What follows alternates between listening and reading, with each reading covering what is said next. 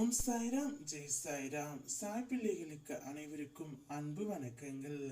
என் அன்பு குழந்தையே, அவசர செய்தியாக உன்னிடம் ஒரு நல்ல விஷயத்தை கூறவே உன் அப்பா நான் இங்கு வந்து இருக்கின்றேன் தங்கமே.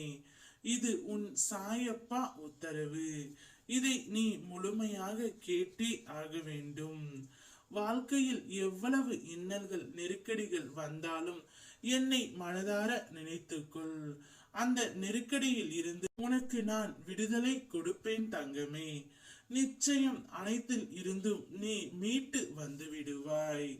உனக்கான சூழ்நிலைகள் அனைத்தும் இப்பொழுது தயாராகி கொண்டு இருக்கின்றது. நீ எதையெல்லாம் இழந்து தவித்தாயோ அவை எல்லாம் கூடிய விரைவில் உன் கையில் கொண்டு வந்து நான் சேர்ப்பேன். இந்த அப்பாவை நீ முழுமையாக நம்பி விட்டாய் அல்லவா? இனி வாழ்க்கை முழுவதும் உனக்கு ஏற்றது போல் இருக்கும். நான் உன்னுடன் இருந்து உனக்கு எது நல்லதோ அதை மட்டுமே கொடுத்து அருள்வேன். இனி உன்னுடைய வாழ்க்கை பிரகாசமாகவும் சந்தோஷமாகவும் நீ இருக்க போகின்றாய். நீ மகிழ்ச்சியாக இல்லை என்று நீயே நினைத்து கொள்ளாதே தங்கமே.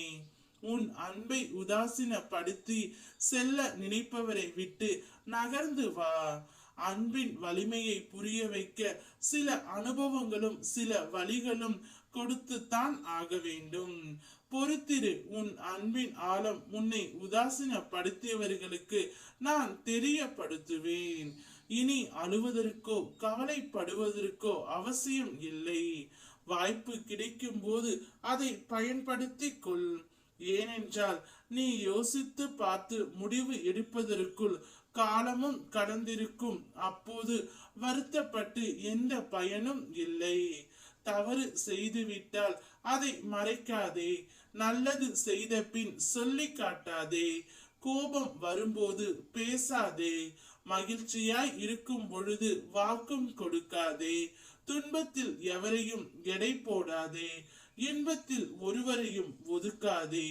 ஏமாற்றி சிரிக்காதே. ஒரே நாளில் வாழ்க்கை நிச்சயமாக மாறாது. நாளை எது வேண்டுமானாலும் நடக்கலாம். இந்த நொடி இந்த நிமிடம் ஆரம்பித்தால் கூட இன்னும் எவ்வளவோ உயரங்களுக்கு போய்விட முடியும். அதை யோசித்து சிந்தித்து வாழ் தங்கமே. நீ அனுபவிக்கும் கஷ்டத்தை நான் பார்த்து கொண்டு தான் இருக்கின்றேன். என் பக்தர்களை நான் சோதிப்பேன், ஆனால் ஒரு நாளும் கைவிட மாட்டேன். நீ என்னிடம் மனம் முருகி கண்ணீர் பெருகி வேண்டி கேட்டதை கூடிய விரைவில் உனக்கு நான் தருவேன். உனக்கு என்ன வேண்டுமென்று உன்னை விட பிறருக்கு தெரியாது. அப்படி இருக்கையில் உனக்கு வேண்டியது ஏன் பிறரிடம் கையேந்தி நிற்கின்றாய்? நீ பிறரிடம் எதிர்பார்த்து நிற்பதால் உனக்கு எளிதில் கிடைத்துவிடும் என்று மனக்கணக்கு போடாதே. உன் முயற்சியை கொண்டு தேடு, நிச்சயம் நடக்கும். நல்ல செய்தி உன் வீடு தேடி வரும். ஓம் சாய்ராம், ஜெய் சாய்ராம்.